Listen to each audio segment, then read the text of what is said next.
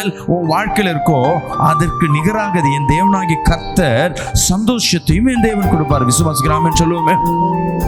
ஆனா சத்ருவான என்ன பண்ணுவானா, நீ ஒரு நாள் சிரிச்சிட்டனா ஒரு வாரம் முழுவதும் வீட்டுல கண்ணீர் வரும்படியா சூழ்நிலை செஞ்சிருவான்.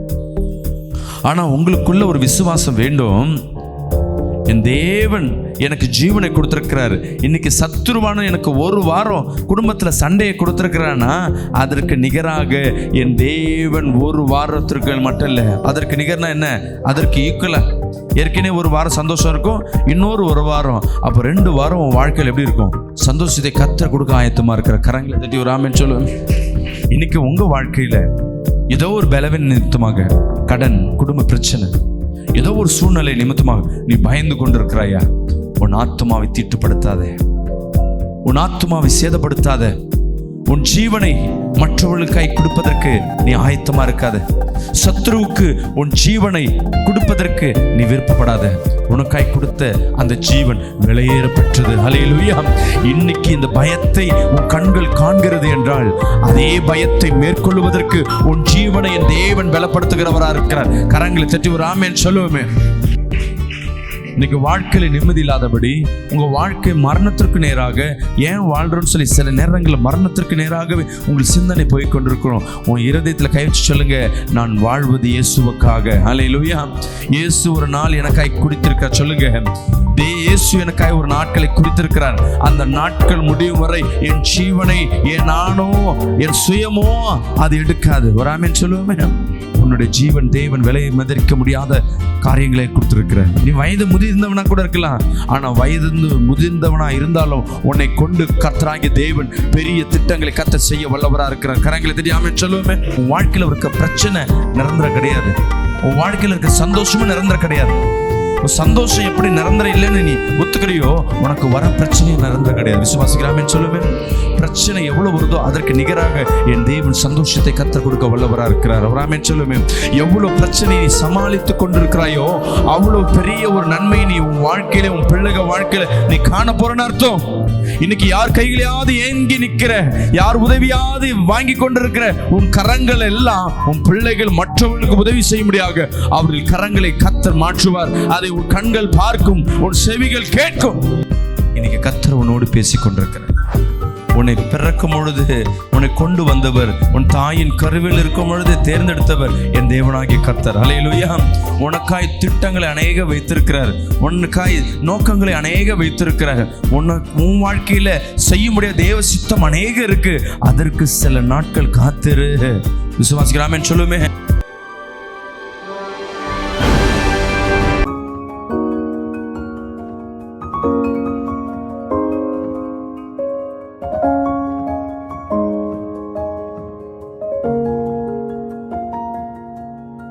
இந்த நாள் கர்த்தர் நம்மோடு பேசுகிற வார்த்தை பிலிப்பியர் 1ஆம் அதிகாரம் 21ஆம் வசனத்தை நாம் வாசிக்க கேட்போமா? கிறிஸ்து எனக்கு ஜீவன், கிறிஸ்து எனக்கு ஜீவன், சாவு எனக்கு ஆதாயம், சாவு எனக்கு ஆதாயம்.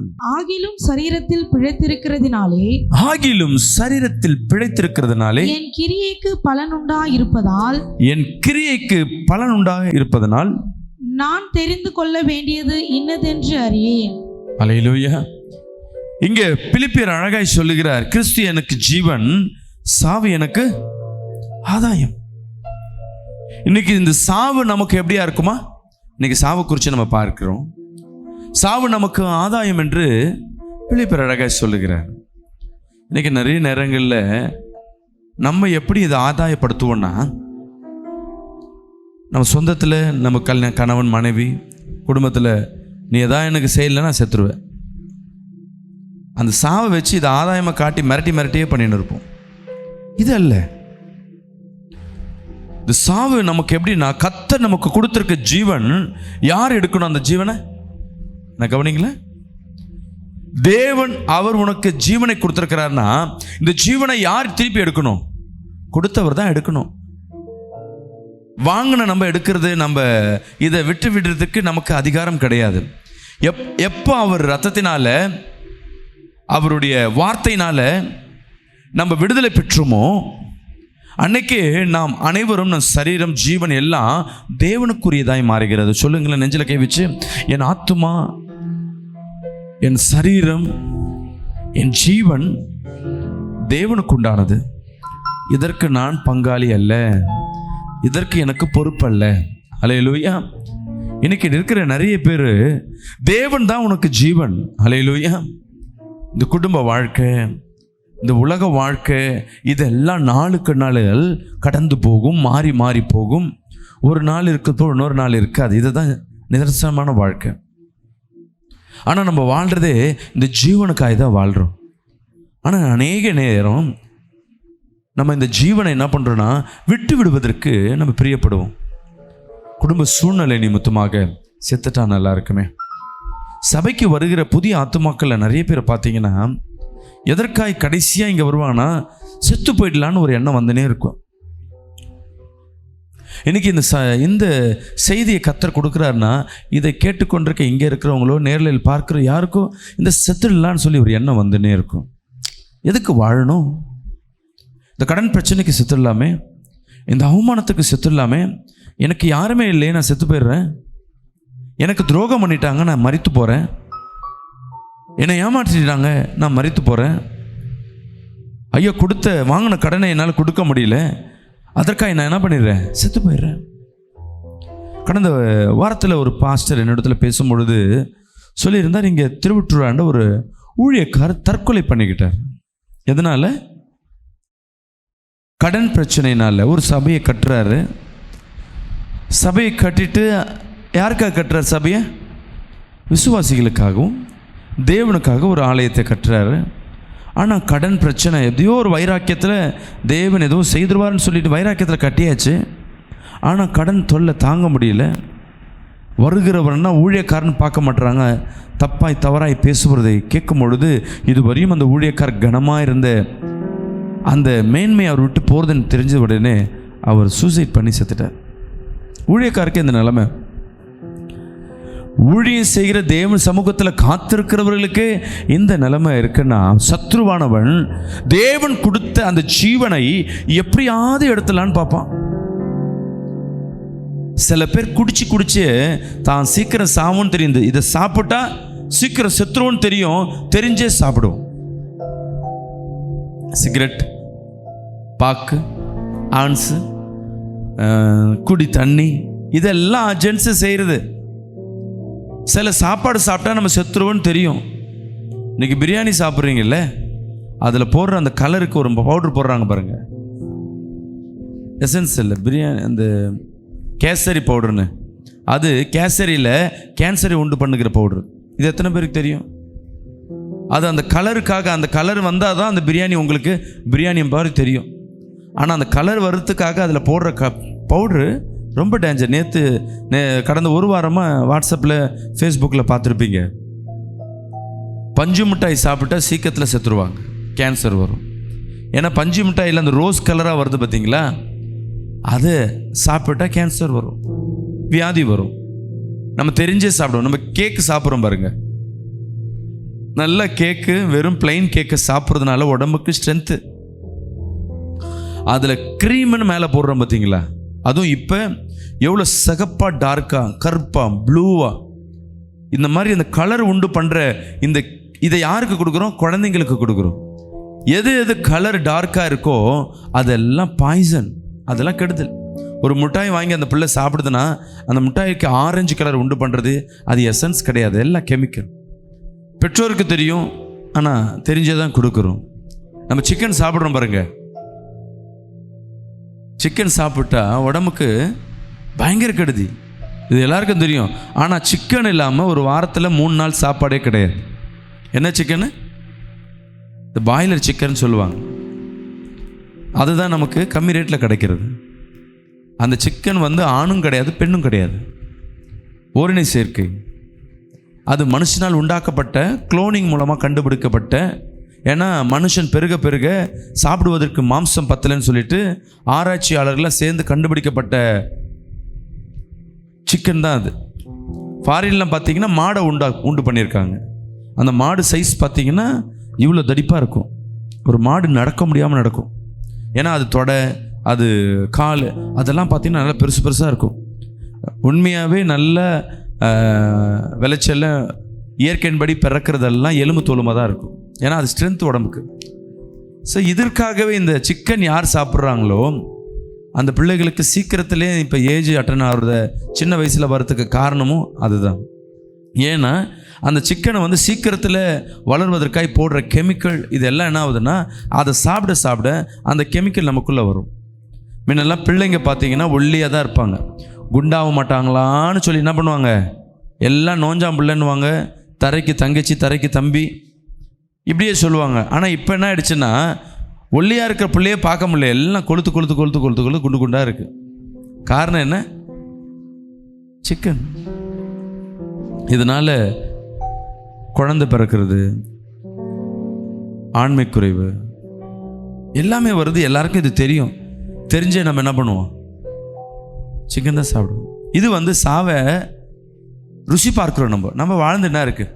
இந்த உலகத்தில் இருக்கவங்க சொல்லுவாங்க, கொஞ்ச நாள் இருக்கிறோம், அதை நல்லா என்ன பண்ணுவான், நல்லா சாப்பிட்டு நல்லா சாவும். நீங்கள் சாப்பிட்றது அது உங்கள் உடலுக்கு ஆரோக்கியத்தை உண்டு பண்ணணும் தவிர அது தீங்கை உண்டு பண்ணக்கூடாது. அப்போ நம்ம வாழ்க்கை, நம்ம வாழ்வது தேவன் கொடுத்த வாழ்க்கை எதற்காகனா வாழ்வதற்காக. அல்லேலூயா. சத்ருவான வேலை என்னன்னா, தேவன் அவருடைய பிள்ளைக்கு ஜீவனை கொடுத்துருக்கிறார்னா அந்த ஜீவனை எப்படியாவது என்ன பண்ணிடணும், அந்த பிள்ளைகிட்ட இருந்து எடுத்துடணும். அதற்கு அவன் போடுற திட்டங்கள் தான் அநேக காரியங்கள். வியாதியை உண்டு பண்ணுவான், ஆக்சிடென்ட் உண்டு பண்ணுவான், தற்கொலை எண்ணங்களை உண்டு பண்ணுவான். இப்படி இந்த 3 காரியங்களை மனிதனிடத்தில் செய்து அவன் மரணத்தை சீக்கிரமாக ஏற்றுக்கொள்ளும்படியாக, தேவனுடைய அன்பை இழந்து போகும்படியாக, தேவனுடைய சித்தத்தை இழந்து போகும்படியாக அவன் போடுகிற திட்டத்திற்கு யார் நம்ம உதவி செய்கிறோம்? மனிதனாக இருக்கிற நம்ம. அல்லேலூயா. சொல்லுங்களேன், எந்த நெருக்கம் வந்தாலும் என் ஜீவனை சத்துருக்காக கொடுக்க மாட்டேன். சத்தமாக சொல்லுங்க. சில பேர் வீட்டில் சொல்லுவாங்க, சத்துரு வந்து இப்படி காதில் பேசும், செத்துரு செத்துரு செத்துரு செத்துரு. எத்தனை பேருக்கு இந்த மாதிரி சத்தம் கேட்குது? 1 2. இப்படின்னா என்ன அர்த்தம்?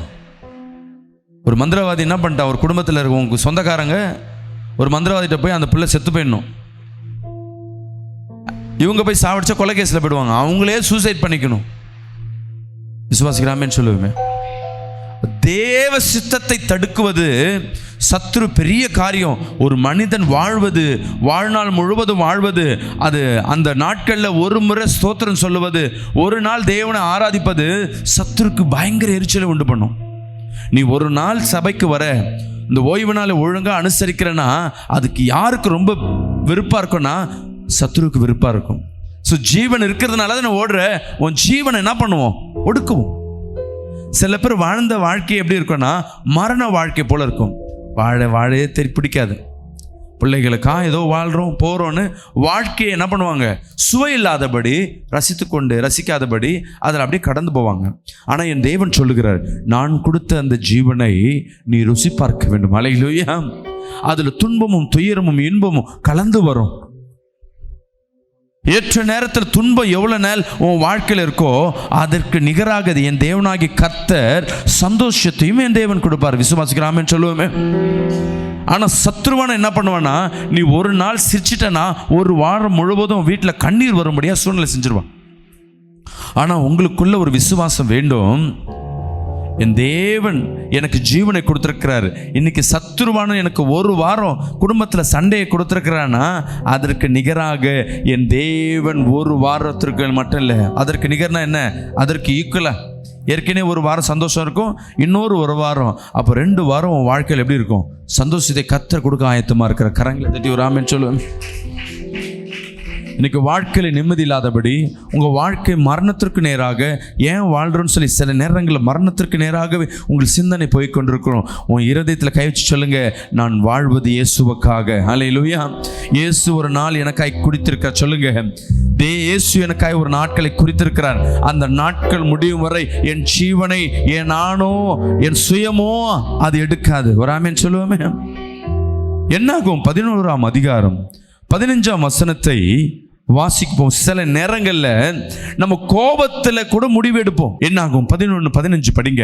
உம்முடைய கண்களிலே எனக்கு கிருபை கிடைத்ததானால், உம்முடைய கண்களில் எனக்கு கிருபை கிடைத்ததானால், இப்படி எனக்கு செய்யாமல் என் உபத்திரவத்தை நான் காணாதபடி இப்பொழுது என்னை கொன்று போடும் என்று வேண்டிக் கொண்டான். ஹல்லேலூயா. மோசே கேட்கிறாரு தேவனிடத்துல,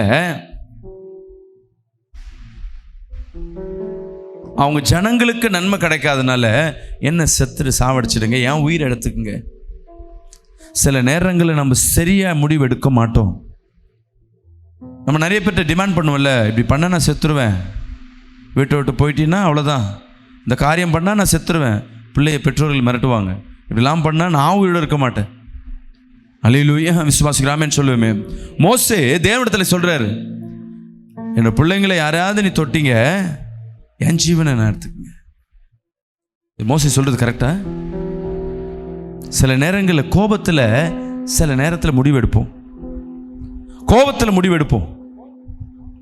கோபப்பட்டு டக்குன்னு ஒரு முடிவு எடுத்துருவோம். எனக்கு தெரிஞ்ச என்னுடைய சித்தி, எங்கள் அம்மாவுடைய தங்கச்சி, நல்லா ஃபாரின்லாம் போயிட்டு எங்கள் குடும்பத்திலே நல்லா டஃப்பாக இருப்பான். டஃப்னா ஒரு ஆம்பளைக்கு ஈக்குவலாக இருப்பான். ஃபாரின் போயிட்டு வேலை செஞ்சுருக்காங்கன்னு யோசிச்சு பாருங்க. ஒரு பெண் வெளியூருக்கு இல்லை, ஒரு தனியாக ஒரு மார்க்கெட் போகிறதுக்கே யோசிப்பாங்க. வெளிநாட்டில் போயிட்டு ஒரு 5 வருஷம் வேலை செஞ்சுட்டு வராங்கன்னா அவங்க மன தைரியம், இருதய தைரியம் ரொம்ப என்ன இருக்கும், கல் போல இருக்கும். அவங்க வீட்டுக்காரர்கள் அவ்வளோ இதுவும் இல்லை. அவங்க பிள்ளைக்கு திருமணத்தை செய்கிறாங்க. செஞ்ச ஒரு வாரத்தில் வீட்டில் ஒரு சண்டை, கணவன் மனைவி மத்தியில். எவ்வளோ டஃப்பாக இருக்கிறவங்க என்ன பண்ணிட்டாங்க, ஒரு செகண்டில் கிருஷ்ணாவில் ஊற்றி என்ன பண்ணிட்டாங்க, கொளுத்திக்கிட்டாங்க. சீரியஸாக இருக்கிறாங்க. ஹாஸ்பிட்டலில் போயிட்டு நாங்களாம் போய் பார்க்குறோம். அப்போ அவங்க அழுகுறாங்க. நான் இதை செய்வேன்னா என்ன பண்ணல, அநேகருக்கு நான் ஆலோசனை சொல்லுவேன். என் வாழ்க்கையில் இது ஒரு செகண்டில் நான் எப்படி இந்த நெருப்பை பற்றிக்கிட்டேன்னு தெரியல, என்னை எப்படியாவது காப்பாற்றி விடுங்க, என் பிள்ளைகளை நான் பார்க்கணும். ஆனால் 80% சரீரம் வெந்து போனதுனால 3 மணி நேரம் கூட அவங்க சரீரம் தாக்கு பிடிக்க முடியல, மரித்து போனார்கள். அப்போ எவ்வளோ கல் போல இருந்தாலும் பிசாசன் என்ன பண்ணுவான், கோபத்தில். அவங்க சொன்ன காரியம் என்னன்னா, கோபம் சடனாக கோபத்தில் இது மிரட்டலாம், என் கணவனை மிரட்டலான்னு சொல்லிட்டு என்ன பண்ணியிருக்காங்க, ஊற்றிருக்காங்க. அது லைட்டாக கொளுத்துனது கப்புன்னு பிடிச்சிட்டு இருக்கு. இப்போ கோபத்தில் நீ எடுக்கிற முடிவு கொஞ்சம் ஜாக்கிரதையாக இருக்கணும். சில நேரம் சாவுக்கு ஏதுவான காரியங்களை அதை உண்டு பண்ண ஆரம்பிக்கும். என் அன்பு சகோதரி, நீ கோபப்படுற, அதான் தேவன் சொல்றார், கோபம் கொண்டாலும் பாவம் செய்யாத. நம்ம நினைப்போம் பாவம் என்பது என்ன, இன்னொருத்தரை கோபத்தில் போய் குடிச்சிட்டு வந்துட்டேன், கோபத்தில் போய் என்ன பண்ணிட்டேன், கொலை பண்ணிட்டேன். கோபத்தில் நீ என்ன பண்ணாத, மரணத்தை உண்டு பண்ணாத. சாவுக்கு ஏதுவான காரியம். சில பேர் என்ன பண்ணுவோம், கோபத்தில் கையை அறுத்துப்பாங்க, காலை அறுத்துப்பாங்க, ஏதோ ஒன்று வீட்டில் இருக்கிறத குடிச்சிருவாங்க. சாவ மாட்டேன்னு தெரியும், சாவாதபடி சாவறதா இருந்தால் ஏதாவது வெயிட்டாக செய்வாங்க. வீட்டில் இருக்க அந்த ஆளாவோ கொசு மருந்தோ எது ஒன்றோ, அது எலி வச்சாலும் செத்து போகாது, அதை குடிச்சு சாப்பிட்ருவேன். நீ நினச்சிப்போ அது ஒன்றும் ஆகாதுன்னு. ஆனால் அது வாழ்நாள் முழுவதும் உன் குடலில் ஒரு வியாதியை உண்டு பண்ணிடும். அவ்வளோதான். லைஃப் லாங் வரையும் ஒரு வாட்டி நீ என்ன சொல்கிறது, ஏதாவது கெமிக்கல் ஏதாவது சாப்பிட்டுட்டின்னா வாழ்நாள் முழுவதும் அது உனக்கு வியாதியை உண்டு பண்ணும். அது உனக்கு தெரியாது. என்றைக்கையோ எடுத்த ஒரு முடிவு இன்னைக்கு இப்படி ஆயிடுச்சு பாஸ்டர். கோவத்தில் சில பேர் வண்டியை ஓட்டுவான், ஆக்சிடென்ட் ஆகிடும். ஒரு மனிதனுக்கு ஒரு வாட்டி ஆக்சிடென்ட் ஆகிடுச்சுன்னா ஏதோ ஒரு இழப்பு, வாழ்நாள் முழுவதும் அவன் இழந்துட்டான்னு அர்த்தம். இன்னைக்கு கோபம் வரும்பொழுது, அதான் தேவன் சொல்ல, கோபம் வரும்போது பாவம் செய்யாத. கோபம் வரும்போது உன் ஆத்துமாவை மறிக்கும்படியா நீ செஞ்சிடாத. தேவன் உன் ஆத்துமாவை பலப்படுத்தி கொண்டிருக்கிறார். அல்லேலூயா. சில நேரம் கோபம் வரும்பொழுது உன்னை அறியாம, நீ ஆவியில் அபிஷேகிக்கப்பட்ட மனிதன் என்று தெரியாம உன்னை அறியாம சில காரியங்களை செய்துடுவேன். அடிக்கிறது, உடைக்கிறது, திட்டுறது, இல்லை வீட்டை விட்டு ஓடி போகிறது, சில காரியங்களை வீம்புக்கு செய்கிறது. நான் இப்படி தான் செய்வேன், நீ இப்படி பண்ணிட்டல, நான் வீம்புக்கு நான் இதை செய்கிறேன். ஆம் என் அன்பு தேவ பிள்ளைய, தேவன் உனக்கு ஜீவனை கொடுத்துற. சொல்லுங்களேன், இயேசு தான் எனக்கு ஜீவன். அல்லேலூயா. இயேசு எனக்கு ஜீவன் கொடுத்துருக்கிறார். அந்த ஜீவனை நான் காயப்படுத்த மாட்டேன். அல்லேலூயா. விசுவாசிக்கிறாமேன்னு சொல்லுங்களேன். கோபம் வரும் பொழுது என்ன பண்ணுங்க, நிதானிங்க. மோசே சொல்றான், படிங்க. உம்முடைய கண்களில் எனக்கு கிருபை, உம்முடைய கண்களிலே எனக்கு கிருபை கிடைத்ததானால் இப்படி எனக்கு செய்யாமல், இப்படி எனக்கு கிருபை நீங்க கொடுத்திருக்கீங்க ஆண்டவரே, இப்படி எனக்கு கிருபை இருக்குன்னா எனக்கு இப்படி செய்யாம, நல்லது செய்யாம, என் உபத்திரவத்தை நான் காணாதபடிக்கு, இந்த உபத்திரம் இந்த பிரச்சனையெல்லாம் நான் காணாதபடி இப்பொழுதே என்னை இப்பொழுதே என் ஜீவனை என்ன பண்ணிடுங்க, கொன்று போடு. நீர் எனக்கு கொடுத்தீங்கல்ல, அந்த ஜீவனை எடுத்து என்னை கொன்று போட்டுருங்க. விசுவாசிக்கிறாமேன்னு சொல்லுங்களேன். உன்னுடைய ஜீவன் தேவன் விலையை மதிக்க முடியாத காரியங்களை கொடுத்துருக்கிற. நீ வயது முதிர்ந்தவனா கூட இருக்கலாம், ஆனால் வயது முதிர்ந்தவனா இருந்தாலும் உன்னை கொண்டு கர்த்தராகிய தேவன் பெரிய திட்டங்களை கத்த செய்ய வல்லவரா இருக்கிறார். கரங்களை தட்டி ஆமென் சொல்லுவோமே, விசுவாசிக்கிறாமேன்னு சொல்லுவோமே. சொல்லுங்க, என் ஜீவனை சத்துருவோ, வியாதியோ, பிரச்சனையோ எடுத்துட்டு போக முடியாது. ஹல்லேலூயா. இன்னொன்று தெரிஞ்சுக்கங்க, உங்களுடைய உத்தரவு இல்லாம பிசாசானவன் உன் உயிரில் கையை வைக்க முடியாது. உங்க உத்தரவு இல்லாம உங்க ஆத்துமாவை தொட முடியாது. ஆத்துமாவை காத்துக்கொள். கோபத்தில் நீ எடுக்கிற முடிவு எல்லாம் தவறா இருக்கும். அதான் தேவன் சொல்ற, கோபம் கொண்டாலும் பாவம் செய்யாத. நீ பாவத்தை நிமித்தமா நீ மரணத்தை மேற்கொள்ளவ.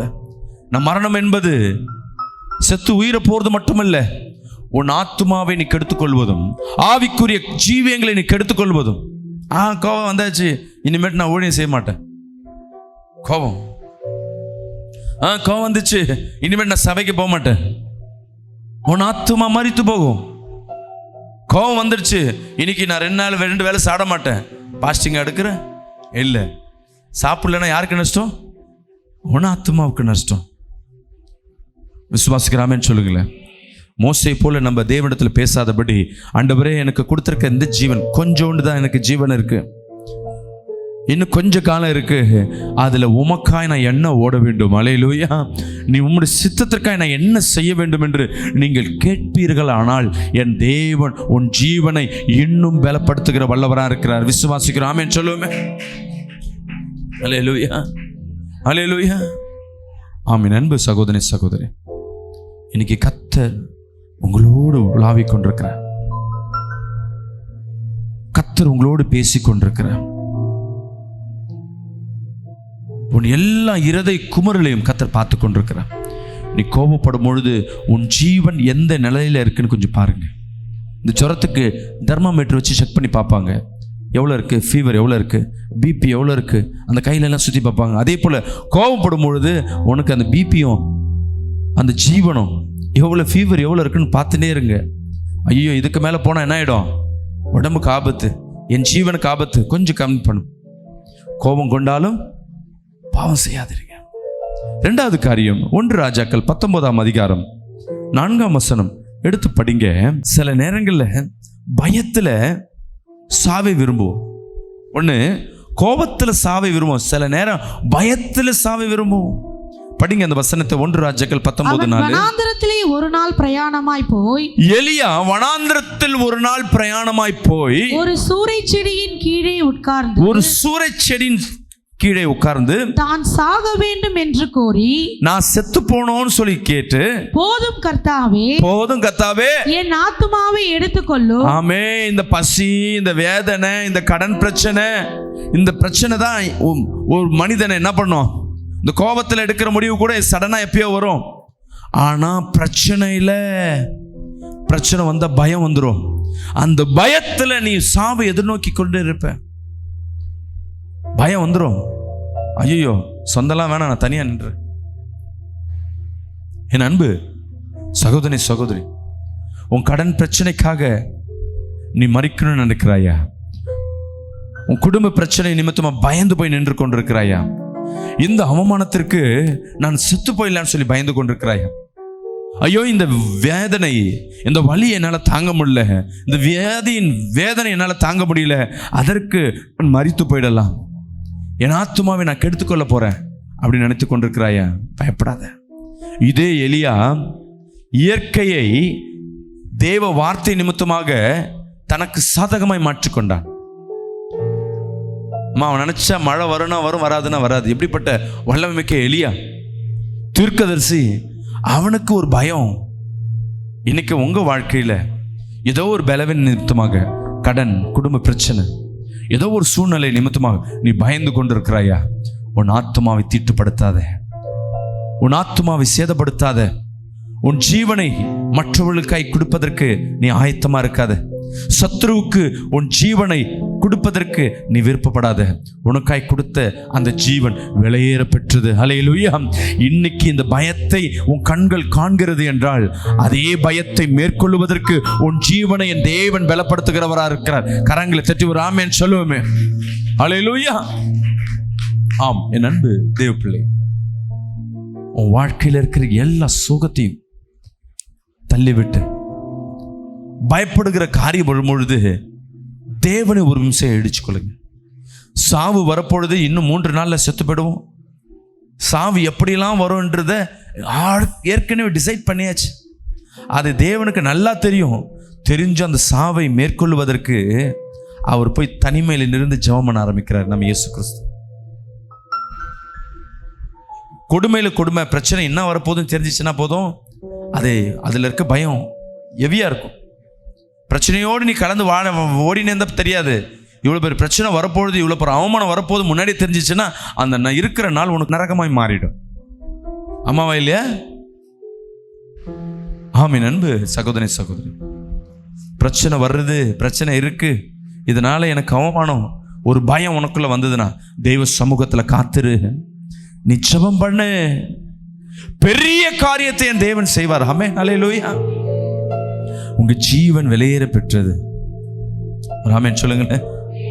என் ஜீவன் விலையேற பெற்றது. ஒரு பயம் வரும் பொழுது உனக்குள்ள ஒரு நம்பிக்கை வரணும். என் ஜீவன் இதுக்கப்புறம் வர நன்மையை ருசி பார்ப்பதற்கு இந்த ஜீவன் இருக்கணும். தெரிஞ்சுக்க, உன் வாழ்க்கையில் இருக்க பிரச்சனை நிரந்தரம் கிடையாது. உன் வாழ்க்கையில் இருக்க சந்தோஷமும் நிரந்தரம் கிடையாது.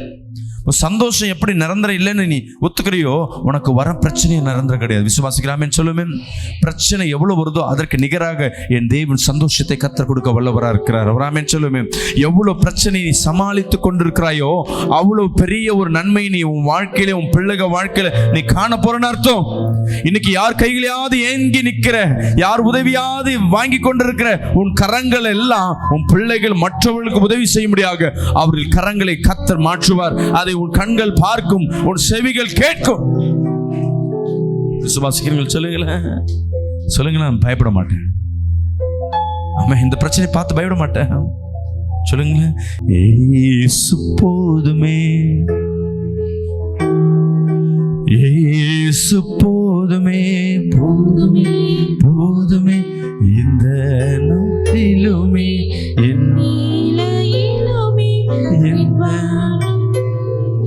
இயேசு போதுமே. சொல்லுங்களேன். எந்த நாளிலுமே, எந்த நிலையிலுமே இயேசு போதுமே. புல்லுள்ள இடங்களில் மேய்த்திடுவார், அமர்ந்த தண்ணீரண்டில் நடத்திடுவார். நிச்சயமாகவே உள்ள இன்னைக்கு உனக்கு மேய்ச்சல் இல்லாம இருக்கலாம். கத்தர் நிச்சயமா புல்லுள்ள இருக்கிறதுக்கு, அமர்ந்த தண்ணீருக்கு கத்தர் உன்னை கொண்டு போவா. ஆத்துமாவை தினம் தேற்றிடுவார், மரண தாக்கில் தாங்கிடுவார். சொல்லுங்களேன். ஆத்துமாவை தினம் மரண பள்ளத்தாக்கில். சொல்லுங்களேன். கை நெஞ்சில கை வச்சு. போதுமே, போதுமே, இயேசு போதுமே, போதுமே, எந்த நாளிலுமே, எந்த வாழ்வினிலே இயேசு போதுமே. மனிதர் என்னை கைவிட்டாலும், மாமிசம் அழுகி நாரிட்டாலும், இதற்கு மேல என் வாழ்க்கை வேணாம், நான் மரித்து போறேன், இந்த பயத்திற்கு நேராக நான் செத்து போறேன் என்ற எண்ணத்துல இருக்கிறியா? நாரிட்டாலும், ஐஸ்வர்யம் யாவும் அழிந்திட்டாலும், ஆகாதவள் என்று தள்ளிவிட்டாலும் ஐஸ்வர்யம் யாவும் அழித்திட்டாலும் ஆகாதவள் என்று தள்ளிவிட்டாலும் கைகள் நெஞ்சில வச்சு இயேசு போதுமே யோபின் வாழ்க்கை கொஞ்சம் பாருங்க. அவன் வாழ்க்கையில எல்லாவற்றையும் இழந்து போய் அவன் பயத்தின் மத்தியில் இருந்தாலும் அவன் ஜீவனை தேவனுக்காய் ஒப்பு கொடுத்தான். இழந்தவைகளை அவன் இரட்டிப்பாய் பெற்றான். விசுவாசத்தோடு இயேசு போதுமே, இயேசு போதுமே. யோனாவும் ஒரு சில சூழ்நிலையில மரணத்தை விரும்ப ஆரம்பிச்சான். விசனத்தினால் சாவை விரும்ப ஆரம்பிச்சான். படிங்க யோனா 4ஆம் அதிகாரம் 8ஆம் வசனம். சூரியன் உதித்த போது தேவன் உஷ்ணமான கீழ்காற்றை கட்டளையிட்டார். சூரியன் உதித்த போது தேவன் உஷ்ணமான கீழ்காற்றை கட்டளையிட்டார். அப்பொழுது வெயில் யோனாவுடைய தலையில் படுகிறதினால் அந்த வெயில் அவன் மேல பட்டதனால் அவன் சோர்ந்து போய் தனக்குள்ளே சாவை விரும்பி தனக்குள்ள சாவு. ஏன் இந்த நெருக்கம்? சில நேரங்கள்லங்க ஒரு 20 வருஷத்துக்கு முன்பாக நாங்கள் ஒரு வீட்டில் வாடகை இருந்தோம். ஐயா அந்த வீடு எப்படின்னா ஹைட்டு கம்மி, சூரிய வெளியே உள்ள நைட்டில் மதியானம் உள்ளே இருந்ததுன்னா ஒரு ஆவி பிடிக்கிற பாத்திரத்தை பக்கத்தில் உட்காந்த மாதிரி இருக்கும். சரி காலையில் தான் இப்படி இருக்கு, மதியானம் தான் இருக்குன்னா நைட்டு ஃபுல்லாகவே அந்த வீடு அப்படி தான் இருக்கும். சில சூழ்நிலையில் என்ன பண்ணுவோன்னா, ஐயோ இந்த இயற்கை சூழ்நிலைக்கு நம்ம செத்தே போயிடலாம், இப்படிப்பட்ட ஒரு வாழ்க்கை எது இருக்கு. சிறு வயதிலே நாங்கள் அனுபவிச்சது உண்டு. இங்கே பாருங்க, இவனை ஒரு யோனாவை கொண்டு தேவன் பெரிய காரியங்களை செய்தார். தேவன் அநேக வார்த்தைகளை யோனான் மூலமாக கர்த்தர் செய்தார். ஆமா என்னல்ல? யோனாவின் எண்ணங்களை குறித்து நிறைய பேசலாம். தேவனுக்கு பிரியமானவன். அவன் தப்பி போனாலும் சரி திருப்பி கூட்டு வந்து என்ன பண்றாரு, தன் ஊழியத்தை செய்யும்படியாக அவனுக்கு அந்த பொறுப்பை கூட. சில பேருக்குலாம் ஊழியத்தை விட்டாங்கன்னா விட்டுருவார். ஆனா இல்லை, என் வார்த்தையை நான் உன்னை விரும்பிட்டேன்பா, நீ என்ன பண்ற, உன் இருதயத்தை நான் பார்க்கிறேன், இலகை இருதயமா இருக்கு, வா நான் திருப்பி ஊழியத்தை தரேன். இந்த சூழ்நிலையில அந்த வெயிலை பார்த்து, தன் தலையில படுற வெயிலை பார்த்துட்டு அடிக்காற்ற வீச பண்ண வெயில். தேவன் ஒரு முறை அடிக்காற்ற வீச பண்றாருன்னா செங்கல் 2ஆ பிறக்கும். ராமேன்னு சொல்லுவோமே. இன்னொரு முறை அடிக்காற்ற வீச பண்றாருன்னா அது என்ன பண்ணும், எங்க இருக்க காடையை உண்டு பண்ணும். நன்மையான காரியங்கள்லாம் பார்த்தாங்க.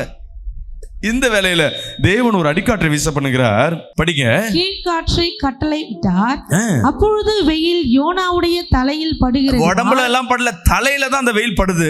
அவன் சோர்ந்து போய் நிறைய நேரம் சாவை விரும்பி. என்னைக்கு சோர்ந்து போறியோ, ஐயோ இந்த பிரச்சனைக்கு, என் பையன் பண்ற பிரச்சனைக்கு, என் கணவன் பண்ற பிரச்சனைக்கு, ஐயோ இந்த கடன் பிரச்சனைக்கு, இந்த குடும்ப சூழ்நிலைக்கு சோர்ந்து போய் போயிடலாம்.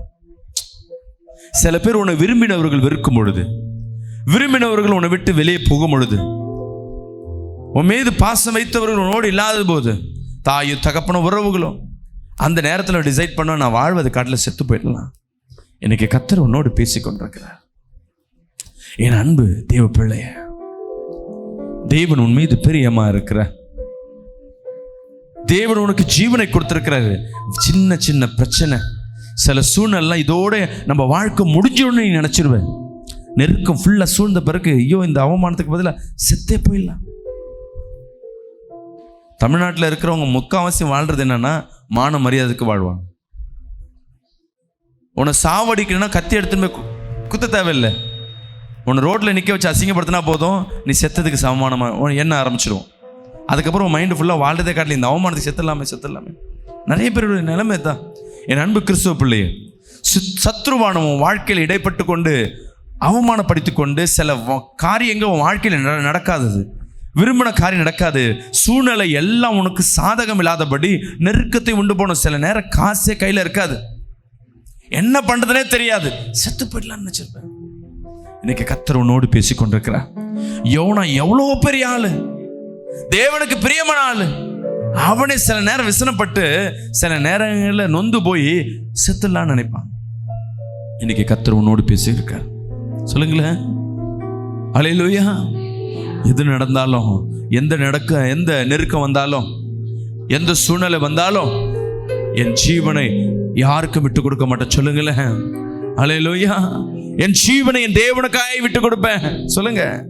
தேவன் எடுத்துக்கணும், எடுத்துட்டு போட்டோம், மற்ற யாருக்கும் கொடுக்க மாட்டேன். சின்ன சின்ன காரியத்திற்கெல்லாம் வீட்டில் பாருங்க, நிறைய பேர் குடும்பத்தை விட்டு பிரிஞ்சு இருப்பீங்க. அதுவும் செத்த காரியத்துக்கு சமானம். என்னன்னு கேட்டால் சின்ன சண்டை வந்துடும், உடனே பிரிஞ்சு வந்துடுவீங்க.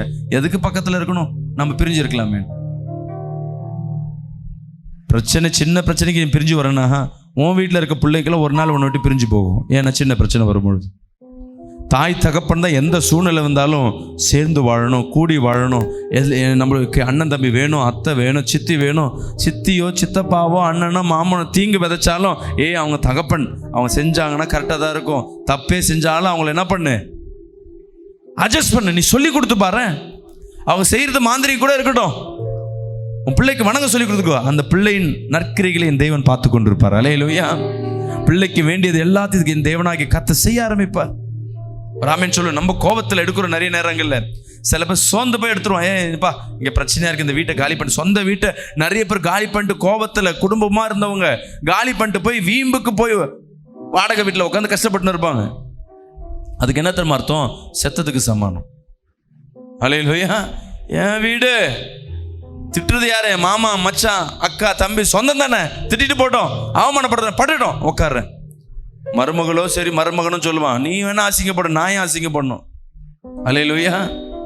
உன் அன்பு தான் அங்கே வெளிப்படணும். விசுவாசிக்கிறாமேன்னு சொல்லுங்களேன். என் அன்பு சகோதரி சகோதரி, சில நேரத்தில் சின்ன சின்ன விஷயத்துல உன் சொந்தம் பந்தம் உறவுக்கிட்டலாம் கோச்சிக்கிட்டு போய் நீ போயிடுவேன். சின்னதாக திட்டுட்டோமே, சண்டை வரட்டுமே, உடனே விட்டுட்டு போயிடுவேன் எல்லாத்தையும். ஆமே. கூட சாப்பாடு ஆக்குறாங்க சர்ச்சில், 4 பேர் ஒன்றா சேர்ந்து ஆக்குவாங்க. அந்த காய்கறி வெட்டுறதுலையோ போடுறதுலையோ சின்ன பிரச்சனை வச்சுட்டு போ, நீ ஏன் பண்ணிக்கோ, நாங்களே போறோன்னு போயிடுவோம். யார் ஆசீர்வாதம் போயிடுச்சு?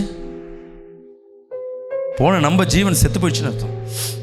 நீ எவ்வளோ துன்பம் வந்தாலும் சரி, எவ்வளோ நெருக்கம் வந்தாலும் சரி, நெருக்கம் உன்னை சாவுக்கு எதுவாக கொண்டு வந்தாலும் சரி, அதில் நீ உன் ஜீவனை மட்டும் விடக்கூடாது. விசுவாசிக்கிறாமேன்னு சொல்லுங்களேன். யாரை வேணா நீ விடுறதுக்கு நீ ஆயத்தமாக இருக்கலாம். ஆனால் உன் சொந்த பந்தம், உன் உறவுகளை விட்டு வாடுகிற வாழ்க்கை தேவனுக்கு பிரியமில்லாத வாழ்க்கை. விசுவாசிக்கிறாமேன்னு சொல்லுவேமே. அல்லேலூயா. என் சொந்தம் அங்கே இருக்குங்க, நான் இங்கே ஃப்ரீயாக இருக்கேங்க. நீ ஃப்ரீயா இல்லை, நீ செத்து போயிருக்கிற. ஒரு ஆமேன்னு சொல்லுவேமே. சொந்த பந்தத்தோடு வாழ கற்றுக்கணும். ஒரு பண்டிகை வருது, ஒரு லீவ் வருதுன்னா சொந்த பந்தம்லாம் உன் வீட்டுக்கு வருதுன்னா தான் நீ ஜீவனோடு இருக்குன்னு அர்த்தம். ஒரு சொந்தமாக உன் வீட்டில் வந்து எட்டி பார்க்கலன்னு என்ன அர்த்தம்? நீ செத்து போயிட்ட. செத்த வாழ்க்கைக்கு சமானம். சும்மா சும்மா தங்கச்சியை பார்க்குறியே, சும்மா அக்காவை பார்க்குறியே, உன் சொந்தம் சொல்லி கொண்டிருக்கேன்னா நீ ஜீவனோடு இருக்கேன்னு அர்த்தம். அல்லேலூயா. சொல்கிறவங்க சொல்லிட்டு போட்டோம், நீங்கள் சொல்லுங்கள், நீ ஜீவன் இல்லாமல் இருக்க, நான் ஜீவனோடு இருக்கிறேன். விசுவாசிக்கிறாமேன்னு சொல்லுங்களேன். சொல்லுங்கள். இந்த பாடல் பாடும் பொழுதும் ஒரு சூட்சம் இருக்கும். என் சொந்த வேணாம், பந்த வேணாம், எனக்கு இயேசு போதம்பா. அல்லேலூயா. அதுக்கு இந்த பாடல் அல்ல. உடனே ஆமன் கை தூக்கிங்க. விசுவாசிக்கிறாமேன்னு சொல்லுவேமே. எனக்கு சொத்து வேணாம் சொல்லுங்க, எனக்கு பாவம் வேணாம், உலகத்தில் இருக்கிற ஐஸ்வர்யம் வேணாம், உலகத்தில் இருக்கிற பாவ இச்சைகள் வேணாம், எனக்கு இயேசு போதும்னு சொல்றதுக்கு தான் அர்த்தம். இந்த பாடல் பாடும்போது உன்னை யாரா திட்டிருப்பாங்களே, யாரும் வேணாம், இயேசு போதும். இதல்ல விசுவாசம். தேவன் உன்னுடைய சந்தோஷத்தையும் உன்னுடைய உயிர்ப்பிடுதலையும் உன் ஜீவனை எங்க வச்சிருக்கிறாருன்னா உன் சத்ருவிடத்துல தான் வச்சிருக்கிறார். யார் உன் சத்ரு? உன் சொந்த வீட்டாரே சத்ரு. விசுவாசிக்கிறாமேன்னு சொல்லுவேன். எடுத்து படிங்க. கடைசியா ஒரு வசனத்தை படிச்சு முடிச்சிருவோம். யோபு 3ஆம் அதிகாரம் 11ஆம் வசனத்தை வாசிப்போமா? நான் கர்ப்பத்தில் தானே அழியாமலும் கர்ப்பத்தில் இருந்து புறப்படுகிற போதே சாகாமலும் போனது என்ன? சில வேதனை வரும்பொழுது ஐயோ ஏற்கனவே செத்துருக்கலாமே, இன்னும் ஏன் எனக்கு ஜீவன் இருக்கு? யோபு சொல்றான், பிறக்கும் பொழுதே என்ன சாவடிச்சிருக்கலாமே, எதற்கு வந்து கொண்டு வந்து எனக்கு ஏன் இந்த பாடு? நிறைய நேரம் உங்களுக்குள்ள இருக்கலாம், ஏன் இவ்வளவு பிரச்சனை? சில பிள்ளைங்க கேட்கும், ஏம்மா என்னை பிறக்கும் போது சாவடிச்சிருக்க, என்னையாமா இப்ப பிறக்க வச்சு என்னைய கஷ்டப்படுத்துற? இன்னைக்கு கர்த்தர் உன்னோடு பேசி கொண்டிருக்கிறார். உன்னை பிறக்கும் பொழுது உன்னை கொண்டு வந்தவர், உன் தாயின் கருவில் இருக்கும் பொழுது தேர்ந்தெடுத்தவர் என் தேவனாகிய கர்த்தர். அல்லேலூயா. உனக்காய் திட்டங்களை அநேக வைத்திருக்கிறார், உனக்காய் நோக்கங்களை அநேக வைத்திருக்கிறார். உன் வாழ்க்கையில செய்ய முடியாத தேவ சித்தம் அநேக இருக்கு. அதற்கு சில நாட்கள் காத்திரு. விசுவாசிக்கிறாமேன்னு சொல்லுமே. அதற்குள்ளாக உன் ஜீவன் என்ன பண்ணாத, மரணத்துக்கு நேராக கொண்டு போகாத. இன்னைக்கு கர்த்தர் ஒவ்வொருத்தர் மத்தியில பேச. அதே யோபு 3:1 படிங்களேன். அதற்கு பின்பு யோபு தன் வாயை திறந்து தான் பிறந்த நாளை சபித்து வசனித்து சொன்னது என்னவென்றால், அவன் பிறந்த நாளை சபிக்கிறான். ஏன்டா இந்த வாழ்க்கை? ஹல்லேலூயா. யாராவது ஒருத்தர் கல்யாண நாளில் பிறந்த நாளில் வீட்டில் சண்டை வந்துட்டுமே, அடுத்த வருஷம் அந்த கல்யாண நாள் வரும்பொழுது என்ன இருக்கும்? தேவன் செஞ்ச நற்கிரியெல்லாம் இருக்காது. போன வருஷம் இவ்வளோ சண்டை வந்துச்சுல்ல, நீங்கள் என்னை திட்டினீங்கல்ல, போன வருஷம் தானே எனக்கு கரெக்டாக இந்த டைம் எனக்கு சண்டை போட்டிங்க. நம்ம அந்த நினைவு கொண்டு வருவோம். அம்மாவா இல்லையா? செல்ல ஐயோ எப்பா கல்யாணம் பிறந்த நாள் வேணாம், கல்யாண நாளாக வேணாம், ஏற்கனவே பிரச்சனையாக இருக்குது, இந்த டைமில் தான் பிரச்சனை பண்ணுறதுக்கு கரெக்டாக வேணுன்றது மைண்டு இருக்கும். ஆனால் உதர் என்ன சொல்லி கொண்டிருக்கோம்? வேணாம். சில சூழ்நிலையில் நம்ம மரணத்தை என்ன பண்ணுவோம்? சாபத்து நிமித்தமாக நம்மளே சாப விடுவோம். ஏன் இது, ஏன் இப்படி ஆகட்டும்? உன் வாயிலிருந்து வர வார்த்தை உன் ஜீவனை பிழைக்கத்தக்கதாக இருக்கணும், தவிர உன் ஜீவனை சாவுக்கு நேரம் கொண்டு வரதா இருக்கக்கூடாது. விசுவாசிக்கிற ஆமென் சொல்லுவோமே. ஒரு விசுவாசியின் வார்த்தை மற்றவர்களையும் மட்டுமல்ல, உனக்கும் உன் பிள்ளைகளுக்கும் சேர்த்து மற்றவர்கள் ஜீவனை பிழைக்கத்தக்கதாக தான் உன் வாயிலிருந்து வருகிற வார்த்தை வர வேண்டும், தவிர மற்றவர்களை சாவுக்கு எதுவாய் கொண்டு போகத்தக்கதாக, உன் ஜீவனை சாவுக்கு நேராக தள்ளத்தக்கதாக வார்த்தைகள் உன் வாயில வரக்கூடாது. இதுல நல்ல உறுதியா இருக்கணும். இன்னைக்கு கர்த்தர் உங்களோடு பேசிக்கொண்டிருக்கிறார். உன் ஜீவன் விலையேற பெற்றது.